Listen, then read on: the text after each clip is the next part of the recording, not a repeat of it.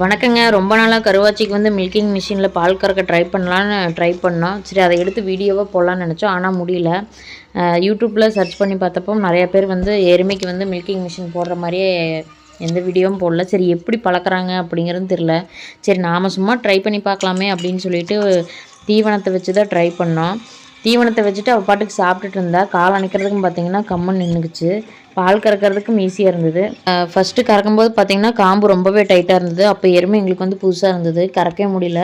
இருந்தாலும் ஒரு ஈத்துக்கு வந்து நாங்கள் கையில் தான் கறந்தோம். ஆனால் ரொம்ப அந்த எருமை குணமாக இருந்தது. சரி இந்த ஈத்துக்கு வந்து நம்ம போட்டு மிஷின் போட்டு பழக்கலாமே அப்படின்னு சொல்லிட்டு தீவனத்தை வச்சு தான் பழக்கணும். ஆனால் அதை சாப்பிட்டுட்டு இவ எதுவுமே கண்டுக்கல. தீவனம் வைக்காமையும் பார்த்தோம். தீவனம் வைக்காமல் வந்து அவள் நிற்க மாட்டேன்ட்டா. உதச்சி எல்லாம் மிஷின் எல்லாம் கழட்டி விட்டுருச்சு. அதை எங்களால் வீடியோ எடுக்க முடியல. ஆனால் தீவனத்தை வச்சோன்னே அவள் அதை கண்டுக்கவே இல்லை. சாப்பிட்டுட்டு அது பாட்டுக்கு போட்டாட்டு நின்றுச்சு. நான் கூட எருமைக்கு மிஷின் போட்டு பழகிறது ரொம்ப கஷ்டம்னு நினச்சோம். ஆனால் வந்து ஃபஸ்ட்டு இது வந்து பழக முடியுமா என்னன்னு சொல்ல. இன்னொரு எருமை இருக்குது. அது வந்து பார்த்திங்கன்னா நிற்கல. ஏன்னா அது இப்போ தான் வாங்கினோம். அதனால் புதுசுங்காட்டி நிற்கல. இவன் வந்து 2வது ஈத்தில் தான் பழக்கணும். அதனால் வந்து இது சூப்பராக நின்றுக்கிட்டா. நீங்களும் முடிஞ்சால் ட்ரை பண்ணி பாருங்கள்.